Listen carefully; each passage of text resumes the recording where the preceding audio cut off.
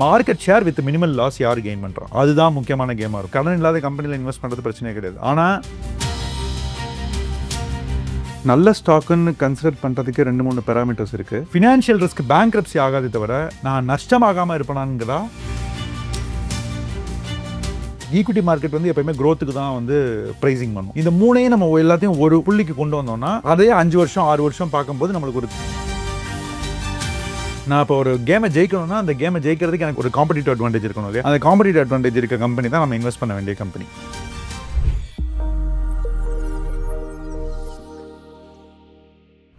Hello GB viewers, நான் உங்கள் விஜய் கண்மணி. இன்றைக்கி நம்ம கூட கான்வர்சேஷனில் நாஃபாவோட ஃபண்ட் மேனேஜர் தான் நம்ம கூட இணைஞ்சிருக்காங்க. So let's welcome mister Senthil. வணக்கம் சார். வணக்கம். எப்படி இருக்கீங்க sir? All good, thank you. How are you? நான் ரொம்ப நல்லா இருக்கேன் சார். ஸோ இப்போ நம்ம வியூவர்ஸ் வந்து பார்த்தீங்கன்னா நிறைய பேருக்கு வந்து ஸ்டாக்ல நிறைய சந்தேகங்கள் இருக்கும். ஸோ அதெல்லாம் நாங்கள் பிக் பண்ணி தான் உங்கள்கிட்ட ஒன்று கேட்க போகிறோம். ஸோ ஃபஸ்ட்டு ஒரு விஷயம் என்னன்னா சார், இப்போ ஒரு ரீட்டைல் இன்வெஸ்டராக வராங்கன்னா அவங்க வந்து எந்த ஸ்டாக் வந்து எப்படி பிக் பண்ணுறதுன்னு தெரியாமல் இருப்பாங்க. ஸோ உங்கள் எக்ஸ்பீரியன்ஸ் யூஸ் பண்ணி எப்படிலாம் என்னெல்லாம் குவாலிட்டிஸ் இருந்தால் அது ஒரு நல்ல ஸ்டாக் அப்படின்னு நீங்கள் சொல்வீங்க சார்? நல்ல ஸ்டாக்குன்னு கன்சிடர் பண்ணுறதுக்கு 2-3 அதாவது முக்கியமாக ஒரு 2-3 பேராமீட்டர்ஸ் இருக்குது. நம்பர் 1 வந்து அதோட ஃபினான்ஷியல் ஹெல்த்தி எப்படி இருக்குது அப்படின்னு பார்க்கணும். அதுக்கு வந்து 3 ஸ்டேட்மெண்ட்ஸ் முதல்ல ரீட் பண்ண தெரியணும். ஒன்று வந்து P&L, இன்னொன்று வந்து பேலன்ஸ் ஷீட், இன்னொன்று வந்து கேஷ் ஃப்ளோ. இந்த 3 ஸ்டேட்மெண்ட்டும் ரீட் பண்ணோன்னா நம்ம அந்த கம்பெனி வந்து அவங்க என்ன பண்ணியிருக்காங்க அப்படின்னு தெரியும். ஸோ ஒரு பாஸ்ட் ஒரு 5 இயர்ஸ் முன்னாடி போய் பார்த்தோம் அப்படின்னா 5-10 இயர்ஸ் பார்த்தோன்னா ஒரு மாதிரி உங்களுக்கு வந்து ப்ராடர் டைரக்ஷன் கிடைக்கும். அவங்க எந்த மாதிரி பிஸ்னஸில் இருக்காங்க. ஏன்னா 5 இயர்ஸுங்கிறது ஒரு ரீசனபிளான சைக்கிள். ஏன்னா every business goes through cycle. So ஒரு 1 இயர் மட்டும் பார்த்துட்டு முடிவு பண்ணால் தப்பாயிடும். 2 வருஷம் பார்த்து முடிவாகும். ஒரு 5 இயர்ஸில் பார்த்தீங்கன்னா ஒரு அப்ஸ் அண்ட் டவுன்ஸ் தெரியும். 7 இயர்ஸுங்கிறது பார்க்கும்போது ஒரு சைக்கிள் கம்ப்ளீட் ஆன மாதிரி தெரியும். ஒரு லாங் சைக்கிள் இண்டஸ்ட்ரி, இப்போ கேபிட்டல் குட்ஸ்லாம் பார்த்தோம்னா இன்னும் லாங்கர் சைக்கிள் பார்க்கணும். மற்றபடி நார்மலாக ஒரு 5 to 7 இயர்ஸில் அந்த கம்பெனி என்ன பண்ணியிருக்கு அப்படின்னு தெரியும். அண்ட் மோரோவர் ரொம்ப இன்சைட்ஸ் எப்போ கிடைக்கும்னா அந்த கம்பெனி மட்டும் பார்த்தா பத்தாது, அந்த கம்பெனியோட காம்படிட்டர்ஸ் எப்படி பண்ணியிருக்காங்கன்னு பார்க்குறப்ப தான் நம்மளுக்கு இன்னும் வந்து மோர் இன்சைட்ஸ் கிடைக்கும். ஸோ அவன் காம்படிட்டரோட நான் எப்படி பண்ணியிருக்கேன், இந்த கம்பெனி எப்படி பண்ணியிருக்கேன். இப்போ ஏ கம்பெனி நம்ம அனலைஸ் பண்ணுறோம் அப்படின்னா ஏ கம்பெனியோட காம்படிட்டர்ஸ் BCDE. BCDEயோட ஏ கம்பெனி எந்தெந்த பேராமீட்டர்ஸ்லாம் அதிகமாக பண்ணியிருக்காங்க, எந்தெந்த பேராமீட்டர்ஸ்லாம் லேக் ஆகிருக்காங்க. அது பார்க்கும்போது நம்மளுக்கு கேள்விகள் நிறையா வரும். ஏன் இதில் அவங்களால பெட்டராக பண்ண முடிஞ்சுது, ஏன் அவங்களால பெட்டராக பண்ண முடியலன்னு. அதுக்கு ஆன்சர்ஸ் எல்லாமே வந்து நேரடியாக இருக்காது. அதுக்கு வந்து annual reports, conference call, notes அதெல்லாம் படிக்க எல்லாத்தையும் டாட் எல்லாம் லிங்க் பண்ணோன்னா நம்மளுக்கு ஒரு மாதிரி ஆன்சர்ஸ் கிடைக்கும். எங்கே அவங்களுக்கு எட்ஜ் இருக்குது, எங்கே அவங்களுக்கு எட்ஜ் இல்லை, யார் அதில் வந்து சுப்பீரியர், யார் அதில் இன்ஃபீரியர்னு சொல்லிட்டு. ஸோ இதை ப்ராடாக பார்த்தாலே உங்களுக்கு தெரிஞ்சிடும் யார் வந்து பெட்டராக பண்ணுறாங்க அப்படின்னு. நம்ம வந்து ஒரு டேர்ம் சொல்லுவாங்க ரைட் டு வின் அப்படின்னு சொல்லிட்டு. அந்த இண்டஸ்ட்ரியில் யாருக்கு அந்த ரைட் டு வின்.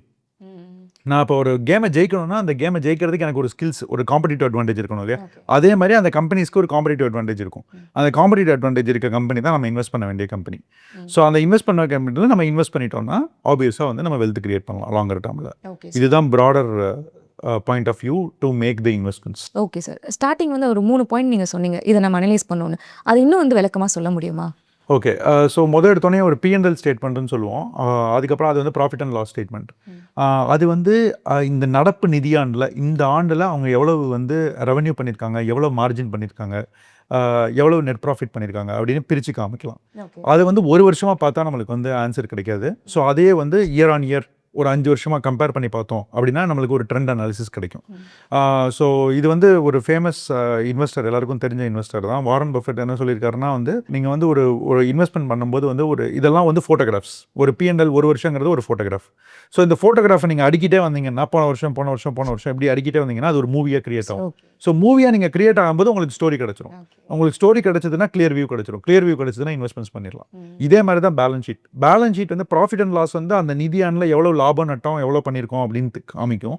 அதே நேரத்தில் பேலன்ஸ் ஷீட் வந்து அந்த கம்பெனியோட ஒரு கடன் எவ்வளோ வாங்கியிருக்காங்க, எவ்வளோ கடன் கொடுக்கணும், இல்லை எவ்வளோ இன்வெஸ்ட் பண்ணியிருக்காங்க, அவங்களோட கிராஸ் பிளாக் எவ்வளவு, அதாவது எவ்வளோ மிஷினரிஸ் வச்சுருக்காங்க, வேறு எந்தெந்த இடத்துலலாம் முதலீடு பண்ணியிருக்காங்க, அதெல்லாம் வந்து அந்த பேலன்ஸ் ஷீட் காமிக்கும். அந்த பேலன்ஸ் ஷீட்டே நம்ம வந்து 5 இயர்ஸ் அனலைஸ் பண்ணும்போது அவங்க கிளியராக தெரிஞ்சிடும் எந்த ட்ரெண்டை நோக்கி போகிறாங்க. அதிகமாக வந்து கிராஸ் பிளாக்ல இன்வெஸ்ட் பண்ணுறாங்களா, இல்லை இது வந்து கேஷ் ஃப்ளோ கம்பெனி அதை வந்து டிவிடெண்டாக கொடுத்துட்றாங்களா, அதெல்லாம் உங்களுக்கு கிளாரிட்டி கிடச்சிரும். அதே மாதிரி அடுத்தது கேஷ் ஃப்ளோ. நம்ம வந்து அக்கௌண்டிங் சிஸ்டம் வந்து ஃபாலோ பண்ணுறது வந்து அக்ரூவல் சிஸ்டம்னு ஃபாலோ பண்ணுறோம்.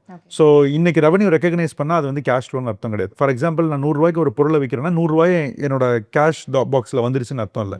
100 ரூபா நான் ரெகக்னைஸ் பண்ணுவேன், அது வந்து 3 மாதம் கழிச்சு அவங்க திருப்பி தரதா இருக்கும். ஐ மீன் லைக் நம்மளோட கஸ்டமர்ஸ்.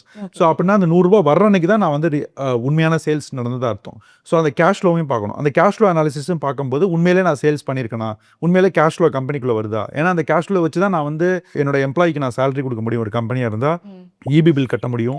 ஏன்னா அது இதர செலவுகள்லாம் இருக்குது. அது போக வந்து நான் வந்து வேணுங்கிற ரா மெட்டீரியலை வாங்க முடியும். உற்பத்தியாக இருந்தால் ரா மெட்டீரியல் வாங்க முடியும். இப்போ சர்வீஸ் இண்டஸ்ட்ரியாக இருந்தால் எம்ப்ளாயீஸ் எக்ஸ்பென்ஸ் ஸ்பெண்ட் பண்ண முடியும். ஸோ இதெல்லாம் பார்த்ததுக்கப்புறம் அந்த கேஷ் ஃப்ளோவை அனலைஸ் பண்ணோன்னா இந்த மூணையும் நம்ம எல்லாத்தையும் ஒரு புள்ளிக்கு கொண்டு வந்தோம்னா அதே 5 வருஷம் 6 வருஷம் பார்க்கும்போது நம்மளுக்கு ஒரு கிளியர் ட்ரெண்ட் கிடைக்கும். அதை வந்து ஏ கம்பெனியோட பியோட சியோட டின்னு கம்பேர் பண்ணும்போது நம்மளுக்கு வந்து கரெக்டாக தெரியும். ரீசனபிளாக will be able to predict எந்த கம்பெனி பெஸ்ட்டு, ஏன் அவங்க பண்ணியிருக்காங்க, அதோட ரீசன் என்ன அப்படின்னு படிக்க அந்த இண்டஸ்ட்ரி அனாலிசிஸ் ஆனுவல் ரிப்போர்ட் படிக்க அவங்களுக்கு தெரிஞ்சிடும். தெரிஞ்சதுக்கப்புறம் அந்த கம்பெனி தான் நம்ம முதலீடு பண்ண வேண்டிய கம்பெனின்னு நம்ம மார்க் பண்ணலாம். அந்த கம்பெனியை வந்து அதுக்கப்புறம் இது ரைட்டான ப்ரைஸாக இல்லையாங்கிறது தான் அடுத்த லாஸ்ட் லெவல் ஆஃப் அனாலிசிஸ். மற்றபடி ஒரு கம்பெனி கரெக்டான கம்பெனியாக இல்லையாங்கிறது இந்த மெத்தடில் ஐடென்டிஃபை பண்ணிடலாம். ஓகே சார், அந்த பேராமீட்டர்ஸ் கரெக்டாக நீங்கள் சொல்லியிருந்தீங்க. அதே மாதிரி ஒவ்வொரு வாட்டியுமே நீங்கள் சொன்னீங்க ஒரு 5 இயர்ஸ் அனலைஸ் பண்ணும் அப்படின்ட்டு. பட் இப்போ நிறைய வந்து ஸ்டார்ட் அப் கம்பெனிஸுமே ரொம்ப நல்லா பண்ணுறதுமே எனக்கு தெரியுது. ஸோ அதில் இன்வெஸ்ட் பண்ணி டக்குன்னு ஒரு ப்ளூம் ஆனவனுமே தெரியுது சார். ஸோ இப்போ ஸ்டார்ட் அப் கம்பெனிஸை எப்படி வந்து இன்வெஸ்ட் பண்ணுறது? ஓகே, இப்போ ஸ்டார்ட் அப் கம்பெனி இன்வெஸ்ட் பண்ணுறதுக்கு அது ஒரு தனி டிஃப்ரெண்ட் டிபார்ட்மெண்ட் மாதிரி தான். அது டிஃப்ரெண்ட் அனாலிசிஸே தேவைப்படுது. ஏன்னா வந்து இவ்வளோ நாளாக ட்ரெடிஷ்னல் மெத்தடாக என்ன பண்ணாங்கன்னா வந்து ஒரு கம்பெனினா அந்த கம்பெனி வந்து லாபம் கொண்டு வரணும், அந்த லாபத்தை வச்சு தான் ரீஇன்வெஸ்ட் பண்ணணும் அப்படின்ட்டு. இப்போ ரீசெண்டாக ட்ரெண்ட் என்னென்னா டெக்னாலஜி கம்பெனிஸ் என்ன பண்ணுறாங்க, இல்லை ஸ்டார்ட் அப்ஸ்லாம் வந்து புது மாதிரி டெக்னாலஜிஸ்லாம் என்ன பண்ணுறாங்கன்னா எனக்கு க்ரோத் ரேட் ரொம்ப முக்கியமாக இருக்குது, அதுக்கு இப்போதைக்கு என்கிட்ட ஃபண்டிங் கிடையாது, நான் அந்த ஃபண்டிங்கை வந்து இன்னும் 10 இயர்ஸ் கழிச்செல்லாம் வந்து நான் ட்ரெடிஷ்னல் மாடல்லாம் எடுத்துகிட்டு போக முடியாதுன்னு சொல்லிட்டு ஒரு பிஇ சப்போர்ட்டர்ஸ், பிஇன்னு சொல்லுவோம், ப்ரைவேட் ஈக்விட்டின்னு சொல்லுவோம், வெஞ்சர் கேபிட்டல், விசிஸ், அவங்க கிட்டலாம் ஃபஸ்ட்டு ஸ்டேஜ் வந்து ஈக்விட்டி கொடுத்து அவங்க ஈக்விட்டி சப்போர்ட் பண்ணுறாங்க. அதாவது இனிஷியலாக லாஸ் பண்ணால் கூட அந்த லாஸை காம்பன்சேட் பண்ணுறதுக்கு பேலன்ஸ் ஷீட்டில் இருந்து ஈக்விட்டி கேபிட்டலை வந்து இவங்க ஃபண்ட் பண்ணுறாங்க. ஸோ அதனால் க்ரோத் எடுத்துகிட்டு போகிறாங்க. அந்த க்ரோத் எடுக்கிறப்ப மார்க்கெட் ஷேரை வந்து மெயினாக பார்க்குறாங்க. ஸோ நீங்கள் ஒருவேளை ஸ்டார்ட் அப் இன்வெஸ்டிங் அப்படின்னு முடிவு பண்ணிட்டீங்கன்னா இந்த பேராமீட்டர்ஸ், நான் சொன்ன பேராமீட்டர்ஸ்லாம் கொஞ்சம் தள்ளி வச்சுட்டு மார்க்கெட் ஷேர் யார் கெயின் பண்ணுறா, அதுதான் முக்கியமான கேமாக இருக்கும். Market share with minimal loss யார் கெயின் பண்ணுறா, ஒரு வருஷமும் அதையும் திருப்பி நீங்கள் 3 வருஷம் 4 வருஷம் பார்த்தீங்கன்னா அதோட காம்படிட்டரை கம்பேர் பண்ணாலும் உங்களுக்கு தெரியும் யார் மார்க்கெட் ஷேர் அதிகமாக கெயின் பண்ணுறாங்க. ஏ வந்து 20% வளர்றாரு அப்படின்னா பி வந்து 30% வளர்றாருன்னா பி 30% கன்சிஸ்டண்டாக வளர்ந்துட்டே இருக்காரு. அண்ட் ஏவோட ஒரு வருஷமும் பீட் பண்ணுறாரு அப்படின்னா நம்ம பார்க்க வேண்டிய கம்பெனி பி, கண்டிப்பாக ஏ கிடையாது. கன்சிஸ்டன்சி தான் மெயினாக. Consistency and market share gain. Okay, so நான் வந்து ஒரு இப்போ பொட்டன்ஷியல் மார்க்கெட் வந்து 100 ரூபா இருக்குது அந்த வருஷம்னா நான் வந்து அந்த பி கம்பெனி வந்து 30% எடுக்கிறாரு, ஆனால் ஏ கம்பெனி 20% தான் கேப்சர் பண்ண முடியுது. திருப்பி அடுத்த வருஷமும் 35% பி எடுக்கிறாரு, ஏ வந்து 25% தான் எடுக்கிறாரு. அப்படின்னா நம்ம பார்க்க வேண்டிய கம்பெனி பி. அந்த பி கம்பெனியை வந்து ஆப்வியஸாக ஒரு பாயிண்ட் இன் டைமில் ஆப்வியஸாக இந்த ஸ்டார்ட் அப்ஸ்லாம் வந்து லாஸ் மேக்கிங்காக இருக்கும். ஸோ லாஸஸ் வந்து அவங்க லாஸ் பண்ணி க்ரோ பண்ணுறாங்களா, லாஸை குறைச்சிக்கிட்டே க்ரோ பண்ணுறாங்களா, ஏன்னா அந்த இடத்துல நம்ம ப்ராஃபிட்டபிலிட்டின்னு பார்க்க முடியாது. ஏன்னா அவங்களோட ஃபஸ்ட்டு க்ரைட்டீரியாவே வந்து மார்க்கெட் ஷேர் கெயின் பண்ணுறது தான். ஸோ அதனால் லாஸ் பண்ணுறது வந்து கிவன். லாஸை வந்து எப்படி பண்ணுறாங்க, அந்த லாஸ் வந்து ஒரு ஸ்கேல் வரப்போ வந்து நம்ம வந்து ஆப்ரேட்டிங் லெவரேஜ்னு சொல்லுவோம். சில ஃபிக்ஸட் காஸ்ட்லாம் அப்சர்வ் ஆகிடும், அதாவது லார்ஜ் ஸ்கேல் போகும்போது.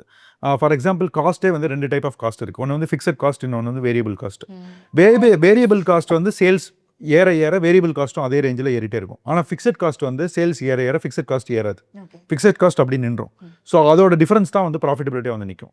ஸோ நம்ம வந்து இந்த வச்சுட்டு ஒரு 5 வருஷம் நம்மளால் ஒரு ப்ரொஜெக்ஷன் பண்ணி பார்க்கணும். ஒரு அனுமானத்தில் ஒரு ரீசனபிள் அனுமானம் நம்ம அசம்ஷன் பண்ணி பார்க்கும்போது ஒரு 5 வருஷத்தில் இந்த கம்பெனி ப்ராஃபிட்டபிள் ஆகிடுமா, ஏன்னா ஃபிக்ஸட் காஸ்ட் வந்து இப்படி தான் நிற்கும், ஆனால் சேல்ஸ் இவ்வளோ க்ரோ ஆகும் அப்படின்னு முடிவு பண்ணோம்னா அந்த கம்பெனி நம்ம பார்க்க வேண்டிய கம்பெனியாக இருக்கும். சார், அதே மாதிரி வந்து எப்படி இன்வெஸ்ட் பண்ணணும் அந்த விஷயத்தை பற்றி பேசியிருந்தீங்க.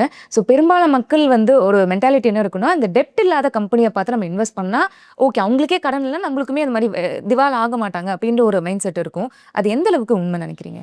ஸோ கண்டிப்பாக டெட் இல்லாத கம்பெனியில் இன்வெஸ்ட் பண்ணால் வந்து பேங்க்ரப்ட் ஆகாதுங்கிறது உண்மை தான். ஏன்னா அவனுக்கு டெட் இல்லை, ஸோ அவன் பேங்க்ரப்ட் ஆகிறதுக்கு வேறு பெரிய விஷயங்கள் இல்லை. அன்லெஸ் அண்ட் அன்டில் புதுசாக ஏதாவது ஒரு வெஞ்சரில் போய் போட்டுட்டு அதுக்கு பணம் தேவைப்படுதுன்னு டெட் எடுத்தால் மட்டும்தான் ஓடியத்தோட ஆஸ் ஆஃப் டுடே டெட் இல்லாத கம்பெனியில் வந்து இன்வெஸ்ட் பண்ணுறது வந்து பேங்க்ரப்சிங்கிறது ப்ராபபிலிட்டி வந்து ஆல்மோஸ்ட் நில். ஓகே, ஒன்று. அன்லஸ் அன்டில் ஏதாவது ரெகுலேஷன் அந்த மாதிரி ரிஸ்க் அதான் தவிர ஃபினான்ஷியல் ரிஸ்க் வந்து ரொம்ப ரொம்ப ரொம்ப கம்மி. பட் வேரஸ் வந்து இப்போ இதில் 2 விஷயங்கள் இருக்குது. நான் வந்து பேங்க் ஈக்விட்டி மார்க்கெட்டில் வந்து எதுக்கு இன்வெஸ்ட் பண்ணுறோங்கிறது. ஈக்விட்டி மார்க்கெட் நார்மலாக இன்வெஸ்ட் பண்ணுறவங்க வந்து நார்மலாக வந்து கேபிட்டல் வந்து 2 பிரிக்கலாம். ஒன்று வந்து ப்ரொடக்ஷன் ஆஃப் கேபிட்டல், இன்னொன்று வந்து க்ரோத் கேபிட்டல்னு சொல்லிட்டு. இப்போ மோஸ்ட் ஆஃப் த பீப்புள் வந்து ஈக்விட்டி மார்க்கெட்டுக்கு வந்து கேபிட்டல் க்ரோ பண்ணுறதுக்காக, ப்ரொடக்ஷனுக்காக வரதில்லை. ப்ரொடக்ஷனுக்காக வரோம்னா கடன் பத்திரங்கள் இருக்குது, இல்லை வேறு இன்ஸ்ட்ருமெண்ட்ஸ் இருக்குது. இப்போ கேபிட்டல் வந்து க்ரோ பண்ணணுங்கிறதுக்காக ஈக்விட்டி மார்க்கெட் வரும். இப்போ இதில் வந்து க்ரோத்தை வந்து நம்ம 3 பிரிக்கலாம், கன்சர்வேட்டிவ், அக்ரெசிவ் அப்படின்னு சொல்லிட்டு. கன்சர்வேட்டிவ் மக்கள் வந்து அந்த டெட் ஃப்ரீ கம்பெனி, அதாவது கடன் இல்லாத கம்பெனி சேஃபராக இருக்குன்னா கண்டிப்பாக உண்டு. இதில் வந்து நம்ம முக்கியமாக பார்க்க வேண்டிய விஷயம் வந்து கடன் இல்லாத கம்பெனியில் இன்வெஸ்ட் பண்ணுறது பிரச்சனையே கிடையாது. ஆனால் கடன் இல்லாத கம்பெனியில் இன்வெஸ்ட் பண்ணுறது பேங்க்ரப்சி ஆகாது, கண்டிப்பாக ஆகாது. அதாவது ப்ராபபிலிட்டி வந்து ரொம்ப ரொம்ப நில். வேறு ஏதாவது ரெகுலேஷன் ரிஸ்க், வேறு ஏதாவது ரிஸ்க் வந்தால் தான் வந்து ஃபினான்ஷியல் ரிஸ்க் கம்மி. ஆனால் அந்த கம்பெனியோட ப்ராஸ்பெக்ட்ஸ் எப்படி இருக்குது, க்ரோத் எப்படி இருக்குங்கிறது பார்க்க வேண்டிய விஷயம். அந்த க்ரோத் வந்து மியூட்டடாக இருந்தது அப்படின்னா ஃபினான்ஷியல் ரிஸ்க் பேங்க்ரப்சி ஆகாதே தவிர நான் நஷ்டமாகாமல் இருப்பேனாங்கிறதா கிடையாது. ஏன்னா நான் வாங்கின ப்ரைஸ்லேருந்து கீழே இறங்கலாம். ஏன்னா க்ரோத் ஈக்விட்டி மார்க்கெட் வந்து எப்போயுமே க்ரோத்துக்கு தான் வந்து ப்ரைஸிங் பண்ணும். ஸோ க்ரோத் டீக்ரோத் ஆனாலோ இல்லை க்ரோத் கம்மியானாலோ வந்து ஆட்டோமேட்டிக்காக ஷேர் ப்ரைஸ் வந்து கீழே இறங்குறதுக்கு வாய்ப்பு இருக்குது. ஸோ நம்ம வந்து க்ரோத் ப்ராஸ்பெக்ட்ஸையும் பார்த்துட்டு இன்வெஸ்ட் பண்ணுறது வந்து நல்லது. டெட் இல்லாத கம்பெனியில் இன்வெஸ்ட் பண்ணணுமா? ஆமாம். டெட் இல்லாத கம்பெனி மட்டும் இன்வெஸ்ட் பண்ண அதான் என்னோட க்ரைட்டீரியாவானா அதில் க்ரோத்தும் இருக்கிறத பார்த்து கம்பெனியில் வந்து அட்லீஸ்ட் மீடியம் க்ரோத்தாவது இருக்கிற மாதிரி கம்பெனியில் பார்த்து இன்வெஸ்ட் பண்ணுறது ரொம்ப நல்லது. ஒருவேளை க்ரோத்தே வரல அப்படின்னா அப்போ வேல்யூவேஷன் எந்த இதில் இருக்குங்கிறது தான் கடைசி கொஸ்டின். வேல்யூவேஷன் எனக்கு ஃபேவரபுளாக இருக்குனாலும் still it is also okay. So ஒன்று க்ரோத் இருக்கணும், இல்லை வேல்யூவேஷன் ஃபேவரபுளாக இருக்கணும். இது ரெண்டையும் அட்ஜஸ்ட் பண்ணி நம்ம பார்த்துட்டு ஒரு இன்வெஸ்ட் பண்ணுறது தான் ஒரு சிறப்பான செயல். ஸோ இந்த மாதிரி இப்போ டெட் ஃப்ரீ கம்பெனிஸ் பற்றி நம்ம பேசிகிட்டு இருந்தோம். ஸோ கம்பெனிஸ் பற்றி பார்க்குறப்போ ஒன்று வந்து நீங்கள் சொல்லியிருந்தீங்க க்ரோத் வந்து எந்த அளவுக்கு இருக்கும்ன்ட்டு. அந்த மாதிரி என்னென்ன பேராமீட்டர்ஸ் இருக்குது? ஸோ க்ரோத்துங்கிறது வந்து ஒரு பேராமீட்டர். வளர்ச்சி இருக்கா இல்லை ஃப்யூச்சரில் வந்து வளர்ச்சி வருமானு. ஏன்னா இண்டஸ்ட்ரி வந்து ஒரு பிஸ்னஸ் வந்து 2 விதமாக பிரிக்கலாம். ஒன்று வந்து சில இண்டஸ்ட்ரி லைக் எஃப்எம்சிஜிலாம் வந்து எப்போயுமே க்ரோத் இருந்துகிட்டே இருக்கும். ஒன்று மீடியம் க்ரோத் இருக்கும், இல்லை ஹை க்ரோத் இருக்கும். மீடியம் க்ரோத்துங்கிறது இன்ஃப்ளேஷனரி அட்ஜஸ்டடாக இருக்கும். ஸோ ஏன்னா அவங்க வந்து ப்ரைஸ் ஹைக் எடுப்பாங்க, அதுவே க்ரோத்தாக தான் வந்து நிற்கும், அதே வால்யூம் அசியூம் பண்ணிட்டா. இப்போ இன்னொரு இண்டஸ்ட்ரி வந்து சிலது சைக்கிளிக்கல் இண்டஸ்ட்ரின்னு சொல்லுவோம். சைக்கிளிக்கல் இண்டஸ்ட்ரி வந்து ஃபார் எக்ஸாம்பிள் ஸ்டீல், சிமெண்ட் எல்லாம் சைக்கிள். எக்கானமி பூம் ஆச்சுன்னா கன்சம்ஷன் வேறு மாதிரி இருக்கும், சிமெண்ட் கன்சம்ஷன், ஸ்டீல் கன்சம்ஷன்லாம். வேறு எக்கானமி வந்து டவுன் டவுன் இருக்கும்போது அதோட ரிவர்ஸ்லையும் நம்ம பார்ப்போம். ஸோ நம்ம எந்த இண்டஸ்ட்ரியில் இருக்கிறோங்கிறதையும் பார்க்கணும். இப்போ ஒரு ஸ்டீல் கம்பெனி எடுத்து நான் எஃப்எம்சிஜியோட கம்பேர் பண்ணனா தப்பாயிடும்.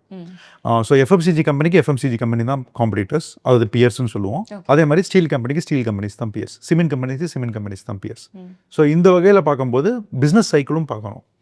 ஸோ சிமெண்ட் கம்பெனிஸ் வந்து இப்போ ஒரு பாட்டம்லேருந்து அதாவது ட்ரஃப்னு சொல்லுவோம், கீழேருந்து மேலே போகிறது, அந்த இடத்துல இருக்காங்களா இல்லை பீக் சைக்கிள் இருக்காங்களா? ஏன்னா பீக் சைக்கிளில் போய் இன்வெஸ்ட் பண்ணும்போது க்ரோத் எல்லாம் ப்ராஸ்பெக்ட்ஸாக பளிச்சுன்னு இருக்கும். ஆனால் அங்கேருந்து கீழே விழுகும்போது டர்ன் பயங்கரமாக இருக்கும்.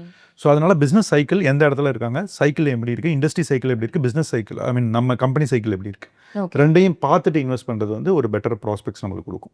சார் இந்த மாதிரி இன்வெஸ்டர்ஸ் வந்து இந்த ஸ்டாக் பற்றி நம்ம பேசிகிட்டு இருந்தோம். அதே மாதிரி மேனேஜ்மெண்ட் குவாலிட்டின்றது ரீட்டைல் இன்வெஸ்டர்ஸ்க்கு எவ்வளோ இம்பார்ட்டண்ட்டாக இருக்குது? இல்லை, ரொம்ப முக்கியமான parameter management குவாலிட்டிங்கிறது.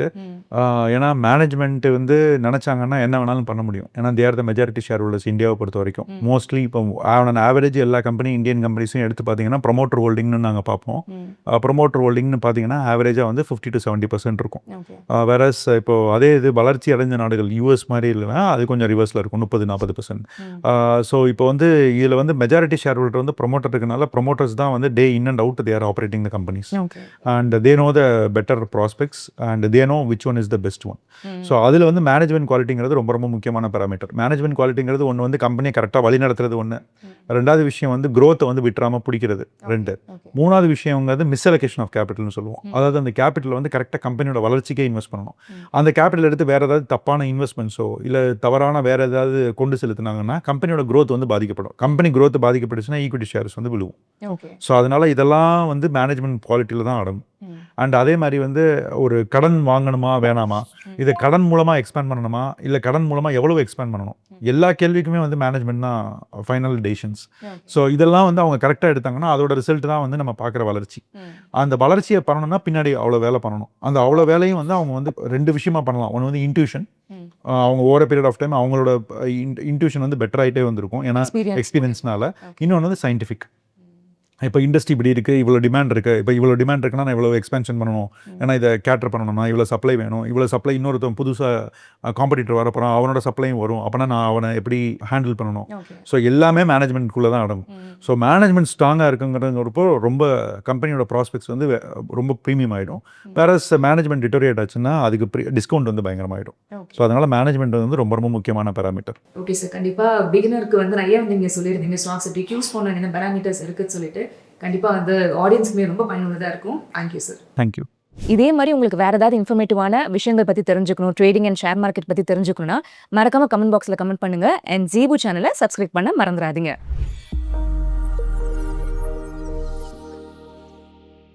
Investment in security markets are subject to market risk. Read all the related documents carefully before investing.